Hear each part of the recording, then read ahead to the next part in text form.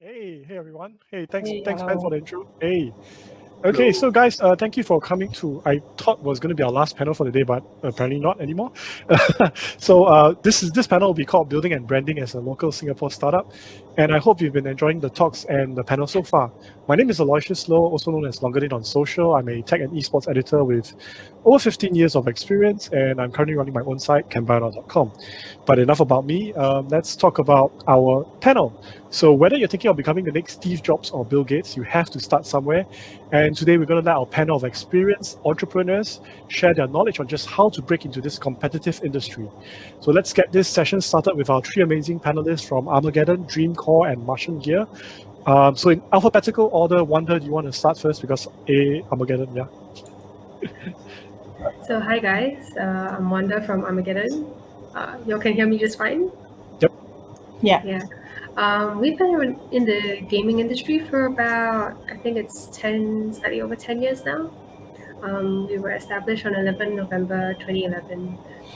I'm not sure if everybody knows, but we do peripherals, PCs, monitors. So any hardware that you might need for gaming, that's where we're at. All right. Sean, you want to go next? Okay. Can you guys hear me? Yep. Yeah. Okay, this is our mic check. Yeah. Okay. My name is Sean, and I run Dreamcore. I'm the founder and CEO of Dreamcore. We started Dreamcore in 2016 to 2017, and we basically, built custom PCs, and we branched out to peripherals and monitors as well. Our target market is really generally everyone, but our strengths lie in creative machine learning, artificial intelligence PCs, and gamers also make up a huge subset of our business. Thank you for that. And Maya, last but not least, go ahead. Hello, hi, this is Maya. I'm the co-founder of Martian Gear. I'm so honored to be invited here today. And we started Martian Gear last year. And Martian Gear is a one-stop shop, for your gaming chair and your gaming cockpit. There's more exciting product to be introduced coming up. Yeah. Okay, thank you for that. And so we're going to try to do this in a roundtable format because I think every one of you has different inputs and knowledge to share as well. So let's go start with the first question. What are the challenges and opportunities that help you make that decision to build a startup into this industry? Let's Wanda first, I guess. Yeah. So at the point in time when we entered the industry, I think it's very different from even like 5 years ago or now. There were a lot less competitors back then. So we did have competitors, but they were big. Like back then, Razer had already been around for 10 years. Competitors, others were like SteelSeries and Logitech. So when we decided that we wanted to do gaming gear, most mice, like gaming mice, were starting at about, I think, like $89, $99, that kind of thing. So we found that that was a position that was like your everyday student who can't afford that kind of level of gaming mouse was using a regular mouse, which in my opinion shouldn't be the case. So then we started Armageddon, which positioned very carefully at a roughly, I think, 30% less price point relative to most of the other brands, but offering as much as possible all the functions that a gaming gear would require. Yeah. So that's what you're saying, is that's your opportunity because you identified a market and got into it. Okay, Sean, was it the same for you? Yeah, I think to a certain extent it is. Of course, if Wanda started 10 years, 5 years does make a difference. But even then, I think 5 years ago in 2016, there wasn't too much competition. And I think back then, you didn't really have the big platforms like Shopee or Lazada being very, very successful. They are disrupting the brick and mortar space. So it's definitely quite a big change from then to now. And I think back then, everyone who wanted a PC either went to Simdim, the usual route, that is still quite standard. So we wanted to come in and we saw an opportunity to really offer extremely high quality systems and giving customers a peace of mind rather than not necessarily a bad place, but I think we consolidate all the different parts under one brand like Dreamcore, and then we make the servicing a much better experience. Okay, and as the newest kid on the block, Maya, Martian Gear, you mentioned you started last year. What were your challenges and opportunities for you? Yeah, I think definitely, there's a lot of challenges. As you see that there's a lot of big brands, like Secret Lab, like Apple, like many different brands, right? So we do see that as a blessing, because, the more competition, the better. That actually help us, to provide a better product, and then with a great value as well. So what we see here definitely is opportunity. Martian Gear, we are not only aiming to provide chairs, we hope that we are your one-stop shop, provide you all the gaming furnitures that you need. So that's why, we launched a cockpit, which no one ever did in Singapore yet. And we have seen a lot of growth and then interest, into our cockpit. So I hope that will be a game changer here to bring some new things in Singapore. So from what I understand, just to quickly summarize the points, Wanda is identifying an opportunity in terms of pricing. Sean was doing more of a offering an alternative a venue for people to get their products, and then you are bringing in for Martian Gear, you're bringing in a new unique product that no one else is doing. Okay, so I guess that sums up our first question. Let's move on to our next part. When building a brand, what are the key things that you guys look out for, and how do you grow it? Sean, do you want to take the lead for this one? Wow. Okay. So No I rush. think no pressure. I think there are two types of there are two paths that any young entrepreneur can take. You can either take the path of making money or the path of building a brand. I mean, obviously, if you are managed to merge the two, then that's great. That's the best outcome. But it's usually these two, because when you're starting out, you have very little capital unless you're outside investment, or you're just going to grind it out in your mom's bedroom. You start small and hope to someday achieve that brand recognition. So that these two distinct paths. I think for Dreamcore, we took the we tried to grow a brand rather than try to make sales at the beginning, and therefore we burned through quite a bit of cash to get to where we are today in terms of getting our names out there. The first time we launched Dreamcore officially, we were at the IT show, and we did send our press releases out to all the local media to get them to cover this new brand. And I think this is back then. I think it was a bold move for an unrecognizable brand, unrecognized brand back then. Yeah, so I think, but that has been key in really cementing our position in the market and letting everyone be aware that we are serious about our business. We're here to stay. Right. Okay. And let's Maya. Then we let Wanda have a break a bit. And Maya, you want to go next? Yeah, I think about creating your own brand or building your own brand, right? I heard that some of our audience is actually student. So I think to build a brand may be a bit too far, but I will start from the little what you can do as a student, as a young graduate, is that how you build your personal brand, right? How other people see you today, how you take challenges, and how you handle the critics. Imagine when you build a brand, these stress will be 100 times more and 1,000 times more. Yeah, so this is the first step. You can think about how you create, how to do your own branding. And I think coming to really creating your own brand, right? So do not be afraid to talk about your idea, share your idea with others. Because a lot of time you're afraid, somebody might steal my idea. Maybe my idea is the best. But come on, an idea without actual execution is just a dream. You are just daydreaming, right? Wow. So then I Strong. think, yeah, so I think that's the first thing. And then the second thing is that knowing your community. So as today, Martian Gear founders, we stay in our showroom, we listen to our customer, we listen to their feedback, how they feel about a product. This is how we, continuously keep improving our product. So stay close to your community. That is the key. And then, of course, I think quality. Quality is definitely the key.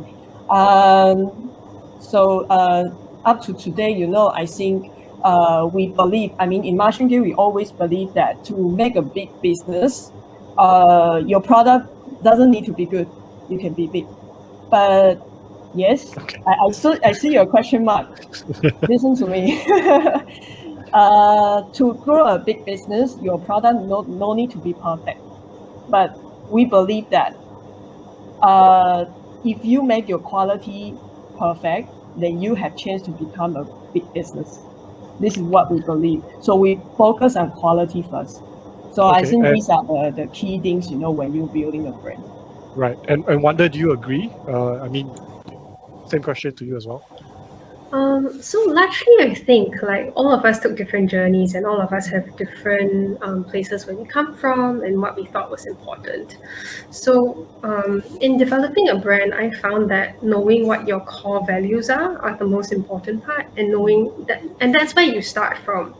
And that not only builds a brand, but that builds an entire company. It builds your culture. Everything that you believe in should be ingrained in how you run, even your operations, your accounts, how you handle people. And all of that then equates into your overall so-called brand. So like for Armageddon, how we started is it's like what I said, we want to provide value in an area which we thought was neglected. You can't get very affordable gaming gear at that point in time. So that mindset stems from, like, let's say if I talk about my own lifestyle. I'm not someone who buys a lot of luxury goods. I'm not someone who spends money in that kind of a way. I'm on the practical side of things. And I believe that that mindset should then kind of flow into every part of the company and all of your products as well as your brand. So that's what Armageddon's kind of built on. So you need to Okay. know that first. Yeah. That's very interesting insights from all three of you. Thank you so much. Okay, moving on to the next question. So in many businesses, having new products are quite key. So what is your R&D strategy, and what advice do you have to give for potential startups? And Maya, you want to just quickly take this first? Oh yeah, sure. So for our audience, definitely, as I said, like listen to our community. That is definitely, the best way for us to keep improving our product. But other than that, back in our manufacturer side, we do have a 15 years of car seat experiences in our one of our partner. And then our design team is also based in France. So with all this R&D, resource merged together, we test out our product here in Singapore to see how the customer responds to our product. So we continuously improving on it. Okay, and for you, Sean, I'm just going to change things up a bit. Yeah. I think for us, for R&D wise, the two functions here at Dreamcore, one is sort of true R&D, where we go down to a deeper technology layer, and then the more surface layer R&D is effectively selecting components that work well together. So the first one is a bit easier because most of the parts and components are already available, but I think it's difficult for consumers to understand the entire breadth and spectrum of all these components and how they can work together to achieve what the consumer wants. And I think this is where we do a lot of testing, from everything from how it looks to how it sounds, fan speeds and all that. I think this is something that we go deeper than most other companies. So that's on the surface layer. And on the deeper tech layer, we do R&D in terms of how can we improve things that we have control over. For example, we launched our own water cooling system. We launched our own storage SSDs, and how do we work with the manufacturer to give us the speeds and the performance that we think the consumers are looking for. So we work closely with our manufacturers to do that on a deeper tech level, and on the surface level it's just product basis. Unfortunately, we're not at the stage where we can sort of create a new motherboard for ourselves and become a motherboard manufacturer. I think that's so far a few years out, but where we can add value is really in educating our customers and doing extensive testing before the customers receive their products. Okay. And for Wonder, you guys have been around for a long time, so you obviously have a lot of experience with R&D. So what is your strategy and what advice do you have? I think to begin with, for us, our products at that point in time were already really mature. So the market, in some ways, it was kind of fortunate that we had very big, mature competitors because they've already done all of the education to the consumers for us. So what we had to do then was to really see how to optimize. So in terms of R&D for us, it's not about just it's not about new technology a lot of the time, because your technology that goes into your mouse, your keyboards, are they've been very similar for many years.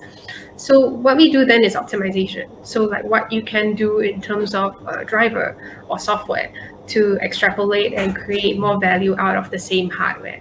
Because your hardware cost is not going to increase if you use exactly the same as everybody else. But if you find a way in terms of software to bring it to the next level, then that creates value that your customer need to pay for. Yeah. So that's generally our approach. Okay, so it seems like a lot of the strategy is focused around optimization based on what I'm hearing from you guys, right? It's a very interesting approach. I mean, but I think that comes from experience as well. You obviously don't throw money into stuff that you don't know. Okay, cool. And let's move on to the next question. Singapore is a slightly smaller market compared to the rest of the world, but I think I would say that people spend a lot more here. So what would you do to stand out and grab that share of the money? Sean, do you want to start? How do we stand out in Southeast Asia? Yeah, in a smaller market, so to speak, smaller but higher spending market like Singapore. Maybe I can take that first. Give Sean Okay. some time. Sure. Thanks. Sure, go ahead. Yeah, I think from my experience, of course, I'm the youngest in the team, right? I mean, in terms of the, yeah. So I do realize that, customer service is the key. When everybody sells this, pretty much the same thing, and how can you stand out from the crowd is definitely, that personal approach. Because often the time when you grow too big, and then you and the customer actually, the users actually start to feel like a distance, from the brand. So what we do in SGGA is that we really stay close to our customer, especially for our copy user. We constantly ask for feedback and then ask them how. Is there anything we need to improve? I think customer service is definitely the key to stand out from the such a competitive market. Okay. Sean, you ready now? Yeah. So I was trying to put it into words, because I agree with what Maya is saying. Customer service and quality of products is super important, and I think that will bring repeat customers, and that will really, that's what I mentioned earlier, build your brand. And I think that's what all of us want here today. No matter what approach we take, we want some legacy in our brand. I think the reason why I was struggling was because I think even for Dreamcore, we always had this small tussle between how do we translate quality of service and good customer service into something tangible that new customers are attracted to experience because they haven't experienced our product before.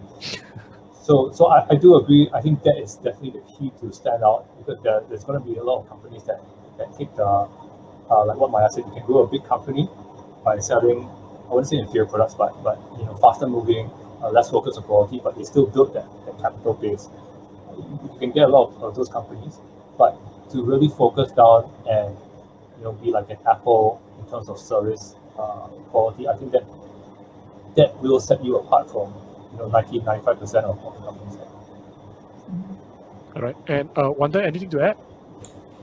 I just want to say that my business model is very different. Like, I'm exactly that kind of company that Sean's talking about, that does high volume type business. And well, to me, that was what I wanted to do. Like, I wanted to make things affordable for everybody. So like in terms of Singapore in particular, I do recognize that there is a challenge. Like Singapore, to be honest, is not our highest revenue generating market because it is relatively small in terms of population. And even though there are high spenders, like if I compare it to Indonesia, for example, I'm doing easily about maybe 6 to 10 times the amount of sales if I talk about dollar value. So it has its challenges, but how to address it? So what we did was that for actually Armageddon PCs are only available in Singapore. So that was one of the ways to go into a product area, a product segment that is a lot more high ticket value. And that also comes with a lot more flexibility because your PCs can be built up to $10,000, right? Rather than just doing mice and keyboards that are $29.90, $39.90. So for us, that was one of the ways. We've also gone into tables and chairs and largely also focused only on the Singapore market. So that's the way we kind of adapted to the local market situation.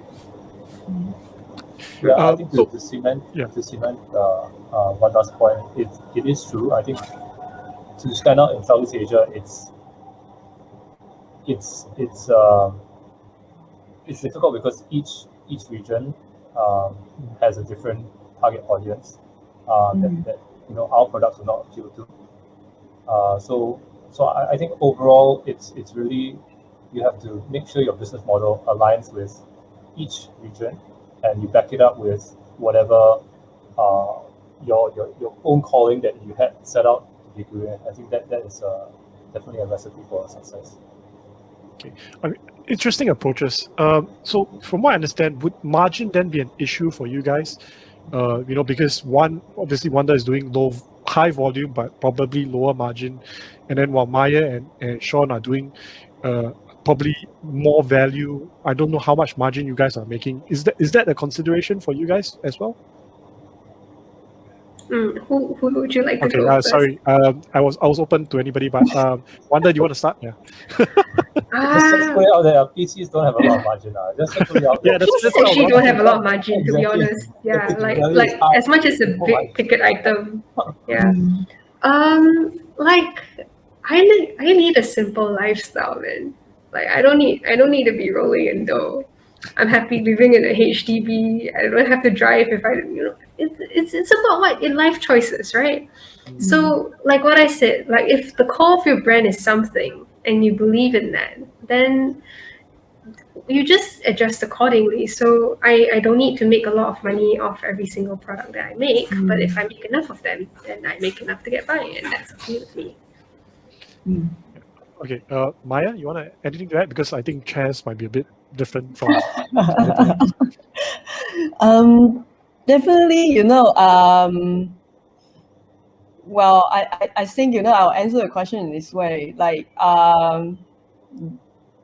well, definitely we are thinking to expand our product abroad because we are proud to be a Singapore brand.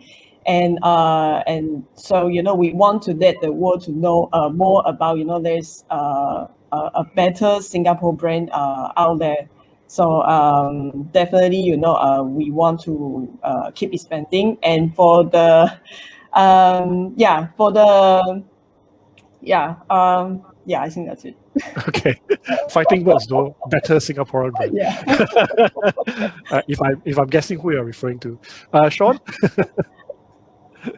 What's the original question? I don't even remember. It was about margins and whether having high ticket items or lower margin items makes business sense depending on where you're coming from.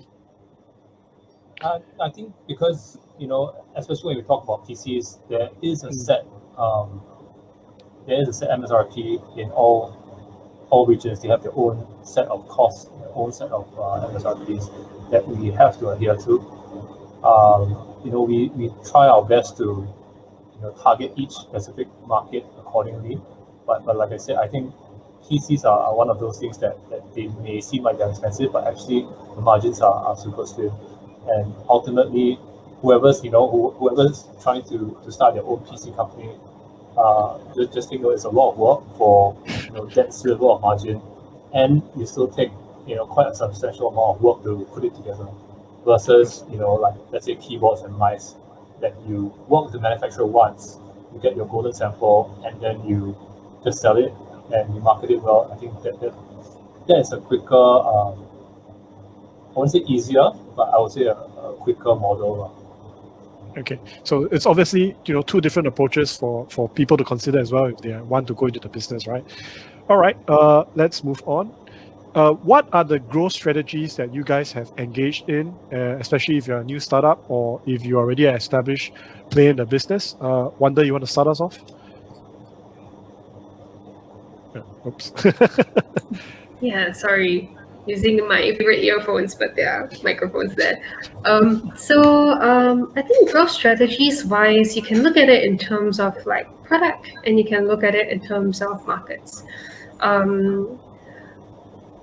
Armageddon has been growing. Like we were established in Singapore, but we've had branches in Malaysia and Indonesia. So that's where our base is at. A lot of our efforts in the recent years have been going into international markets. So we're now in roughly, I think it's about 35 countries or so at the moment.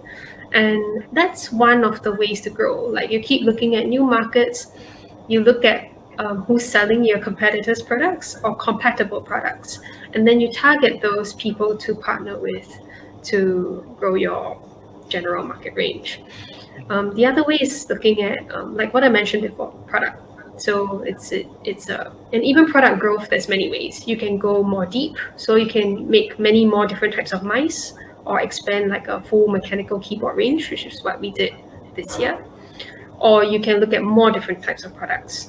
So then we went into PCs, we went into tables, we went into chairs. We could possibly be going to cameras and microphones, that kind of thing. Ooh. So you heard it here first, guys. Okay, Sean, do you want to add on? Because I understand, you already mentioned about the PC market being very restricted by countries. How would that work for you in terms of growth strategies? I think not much different from the only way to really, get economies of scale. So there's certain things that we should, or rather, not that we have to, but we should get locally to support the own local markets. For example, motherboards. Technically, we should get it from the local market. That makes the most, the best, foot forward for the relationship with the vendors because you're supporting that country. But if you are in multiple regions, it does make sense to consolidate orders. Let's say SSDs, we can manufacture a batch and then ship it out to different regions to really get the economies of scale. So I think the growth strategy for us is definitely like overseas expansion because Singapore, while they can afford a higher ticket item, the volume of orders is quite small. No matter how you cut it, it's still going to be a smaller thing. Okay, is that the same scenario for you as well, Maya, or do you have a different strategy in mind? Yeah, I kind of agree to Sean that was like the volume in Singapore is pretty small. So our future will be more looking forward to be like Armageddon, to grow to other region, and definitely that would be the best mentor like among the speakers that I can learn to. Yeah. I say it now. Contact, right? Yeah. I say it now. If you want to partner and do a collab, totally open. And I think that's one of the other great ways. Like I've always been excited to work with Singaporean brands to expand. It makes a stronger story when you've got more partners and brands that come from the same place and share the same values, coming up with different products.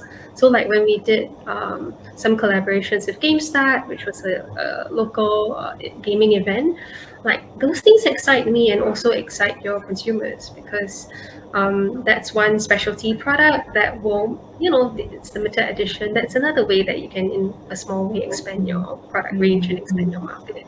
And also re-emphasize the fact that you're Singaporean. So yes, very excited. Can we?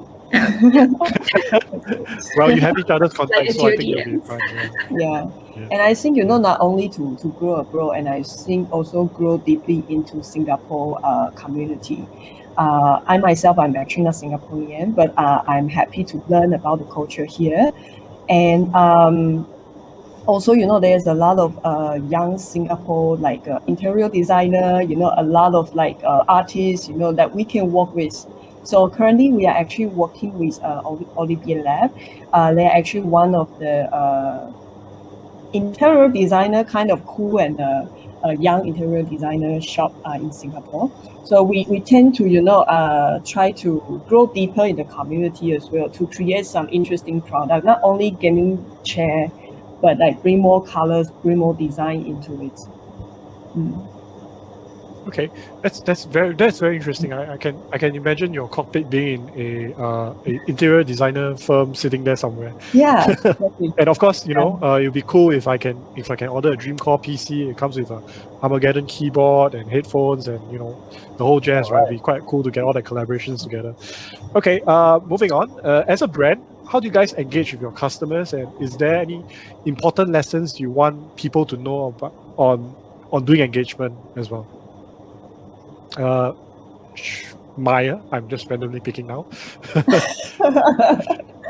I mean, also because you guys stay in the showroom, right? You mentioned that you guys stay in the showroom to engage your customers. So how does that work for you guys? Yeah, definitely, speak to the customer, and then when they come to showroom, of course, we always have a little surprise for them. We usually give them keychain and then to welcome them on board. For us, definitely the experiences come to our showroom is not only to buy a chair, it's definitely come to, visit a friend, that kind of feeling we want to give. So, so yeah, I think this is how we like build up the connection with our customer. Okay. And so you, Sean? I think someone told me last time, Maya, maybe you can put this to the test. Someone told me last time that when you have a showroom, you make it a no shoes policy, such that when customers come in, they take off their shoes and they really feel as though they are, entering a friend's home. Someone told me this before. I can't remember. It does make sense to a certain extent, because when people take off their shoes, they're more relaxed. They walk around. Obviously, your floor has to be clean. Yeah, I mean, on that note, I think our strategy has always been to educate our customers first. We are not a sales-focused company, even though we do need sales to survive. But I think our ethos has always been an education first company. So when consumers or customers come to us and they want to buy something, we don't upsell them. We always ask them questions before we make our recommendations, and the journey starts there. It's a relationship. Even if they don't buy from us, I think what we want the customer to really understand at the end of that engagement is they can go to Symbian, they can go to our competitors, it doesn't matter. At least they are making an informed decision. At the end of the day, if they do believe in our brand, our mission, they will definitely come back. So we don't really feel upset or anything. I think it's just education first. Okay. And Wanda? Actually, I'd like to know, like, in terms of our audience that we're talking to now, like, what's their typical profile? Are they like, students studying marketing, or is it just so the way I understand it, this partner is structured at people who are looking into starting their own businesses as well. Could be students as well, yeah. Okay, so back to your question. Could you reiterate? Sorry. Yeah. So as a brand, how do you engage with your customers, and what works for you guys? Okay, so if we break it down into marketing terms, like we basically usually divide our approaches into online and offline, or some people may use the terms ATL and BTL, so below the line and above the line. In terms of like online, you've of course got all your different types of social media. So like being very responsive on that, it's important. And also all of your e-commerce platforms where you've got a chat function, being very attentive to that and having good timely responses is very important. It's not only important because we keep talking about the customer experience and all, that is an immediate effect. But also, like, if I think about it in a very calculative way, it's also important because that response time reflects on your store's page. So the better your response times are and how good your responses are, you get better ratings. Online is also other ways, like going through people that your target audience can relate to. So if you the common term now, the fancy term now they use is KOL, so like key opinion leaders.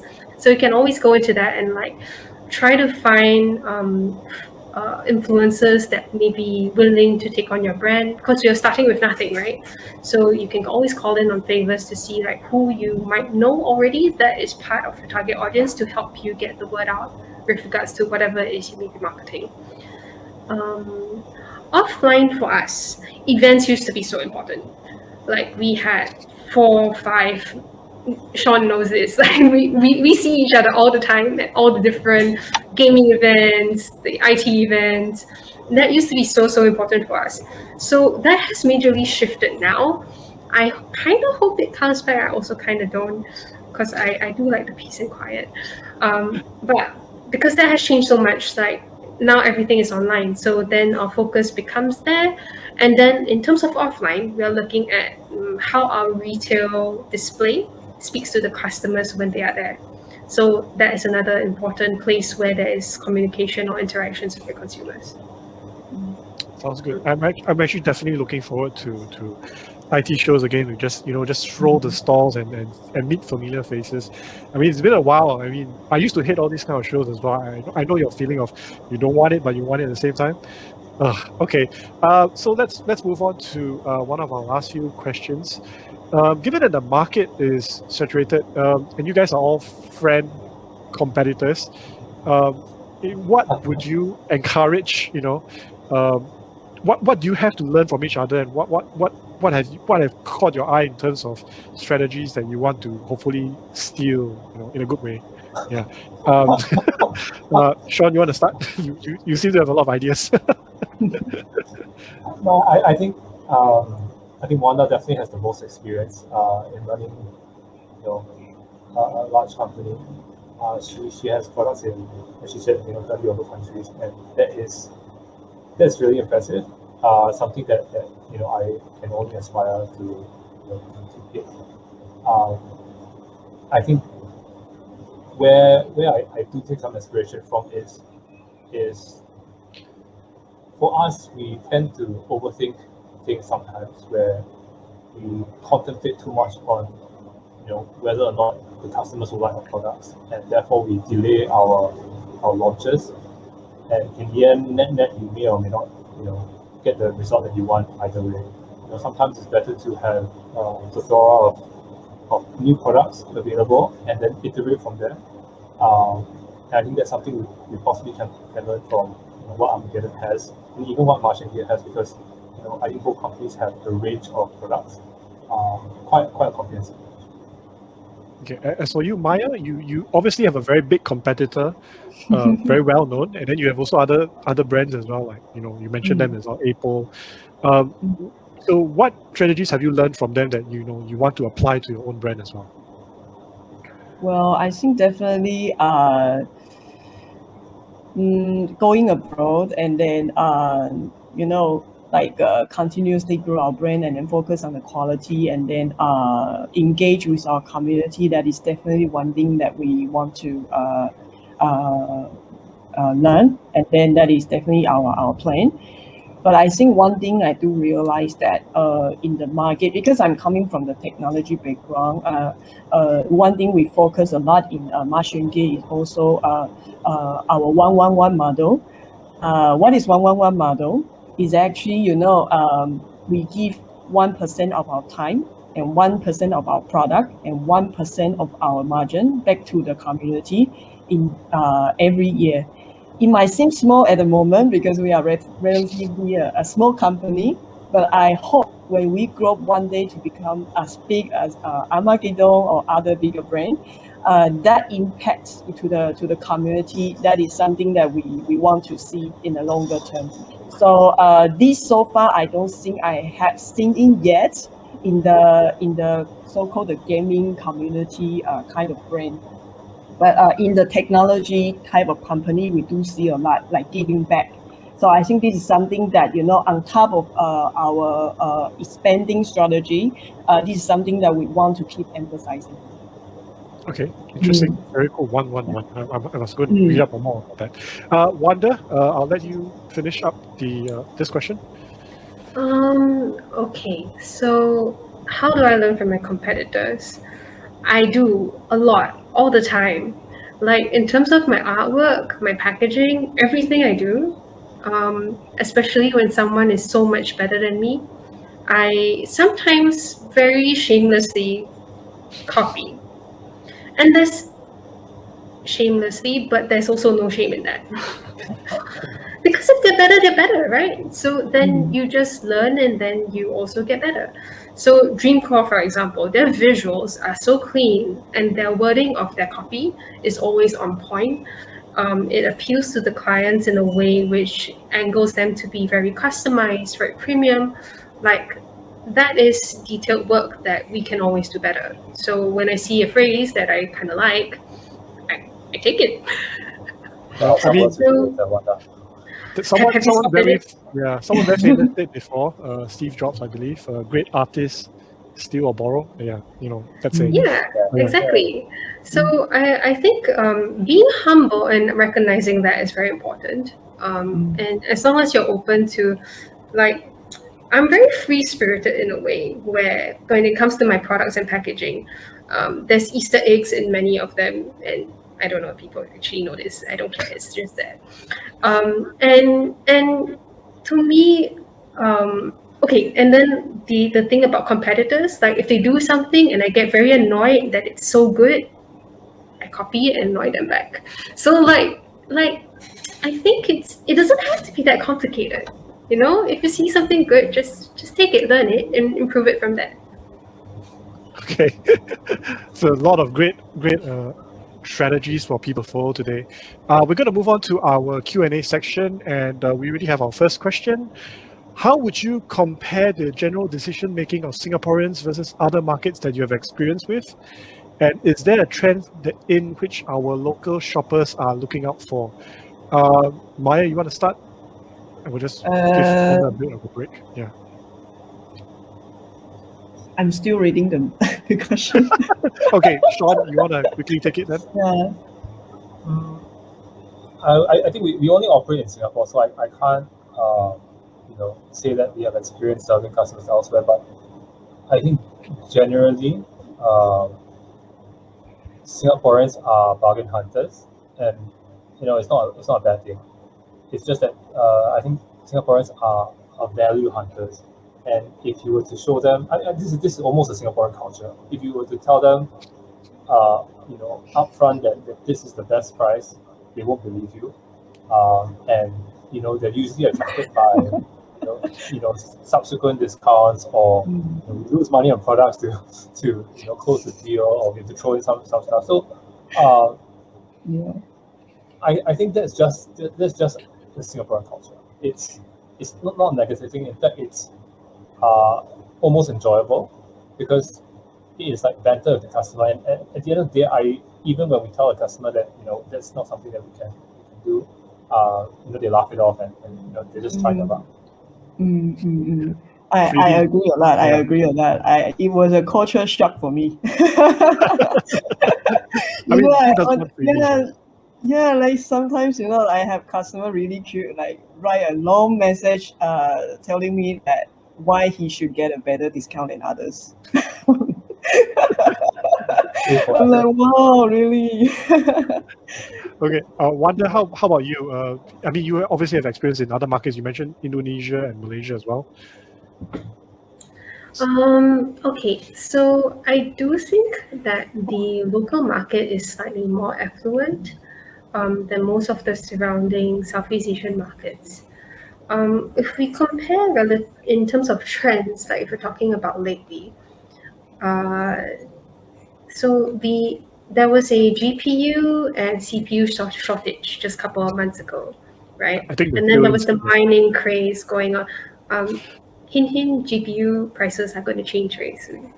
Anyways, big news. Okay, so anyways, that was one of the trends that happened quite recently, and you need to kind of catch on to that and make sure that you have the supplies to ride that out. Other major changes would be that because of COVID, people are staying home. So e-commerce wise, our sales suddenly changed from 90% retail to 90% e-commerce. So that was the one other huge change that happened. And that change hasn't reversed. So like even when things opened up and retail was allowed to operate, you find that the difference is not that big. Like you've still got maybe 70% of your business online. And that seems like it's going to stay. Like the habits have already developed and it's just going to be the way it is for at least the next couple of years. If we're talking about just this couple of months, the Singapore market is the last to slow down amongst all different markets. So COVID hit every country and has affected economies across the world. Singapore was one of the last markets to be affected and has only seen a little bit of the impact just recently. So I have noticed that there's been a slowdown in spending only in this 1 to 2 months. And I do think that might continue for a little while. Yeah. Okay, interesting takes. All right, the next question is, when it comes to getting local consumers to support homegrown brands, what are some of the strategies that you deploy? Maya, you want to try?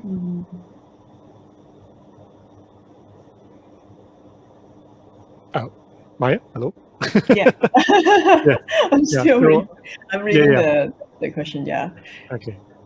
So I will move on to ask Sean first, and then for the next few questions, I'll make sure I'll leave you last. All right, Sean, do you want to take that?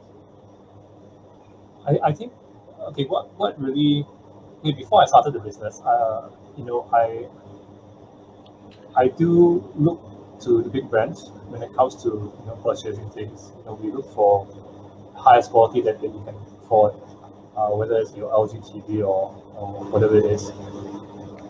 But when I started the company and we went to my first IT show, I was actually quite floored by the national pride that Singaporeans have towards local companies. I always thought that this was sort of a non-factor when you choose products. It's just I want to buy the best product for the amount of money that I have. But actually, Singaporeans are very, very supportive, and I'm super appreciative of this, of local brands. And that in turn makes me more appreciative of all the local entrepreneurs, setting up businesses, and it really makes me want to contribute back to them. So how we act, there's nothing special that we need to market. It's really just ensuring that you live up to your brand promise, ensuring that your service is why the customers are coming to you. So for example, a big brand, people may complain about a big brand because you have to jump through hoops, you have to go through multiple layers of customer service to get something simple fixed. As a local brand, we avoid that entirely. We don't ask you to fill up forms and jump through hoops just to talk to a real person. It's you give us a call, we are speaking to you straight away. And I think that's that a good really helps us. So that really helps us stand out by serving the local market. There's nothing specially that I plaster on my page and says my product is made in Singapore. It's not. Most things are made in China or Taiwan. There's nothing I can see that is manufactured. Maybe it's time to open a chassis store or something. You two have anything else to add? Because we're running short of time, so I'm going to try and move this a little bit faster. Wanda or Maya to the question. Yeah. So let me see that. Great. Yeah. Basically, the question is Okay, I see. Okay. Okay, so like what I was saying, like Maya and us maybe working together on a collab, like I think that's one of the good ways because it really brings across the idea of being a Singaporean brand. With Sean, I've actually extended a hand before, but this hasn't happened because after that COVID hit quite soon after. But I've actually asked Sean as well as Aftershock if they may be interested in going to exhibit our brands together in a foreign platform together as Singapore brands. And I think that's one other way, because the way that the Singapore brands have approached it so far hasn't been very strong. We've always done our own thing. All of us will go on our own journeys to develop our brands. Whereas Taiwanese and Japanese brands, they're so good at this. Like, you would notice that a lot of the Japanese stores all congregate together in certain malls. And I don't think that's a coincidence. So I do think in terms of like approaching international markets, that's one area that we can look at. But let's talk about local. So like for us, like for myself, I'm not very good at PR. So I don't deal with media very well. That has been my reputation for quite some time, I think. But there are ways around it. So like I make friends with people who do other types of businesses locally, like F&B, and then we partner up during shows to help each other's businesses. So I think it was 2 years ago when we still had events going on. We partnered with Wolf Burgers, which was a friend's new startup. And then, we kind of help each other to direct traffic to their store at Pasabella and Suntec from the booth at the convention center, and vice versa. Yeah. Okay, that's anything you want to add, Maya? Yeah, I kind of agree to both of them. Yeah. Okay, all right. We'll move on to, I think, what should be the final question. Are you all afraid of a race to the bottom due to the Singaporean market's sensitivity to price? Sean, you want to start it off? Yes. I mean, I'm afraid that will happen, but we try not to exacerbate the issue by engaging in price wars. So I think no matter how we do it, we do show our value in other means rather than just a price war. We're not a loss leader. That's not our business model. And I think our company direction has always been service, quality, and premium to give our customers what they want. So I am afraid of a price war. I'm afraid that this mechanism will drive customers away from us without having actually experienced a good Dreamcore product from us. That is a fear for me. Okay. Maya? Yeah, I think I agree to Sean actually. We are quite carefully to in terms of the pricing.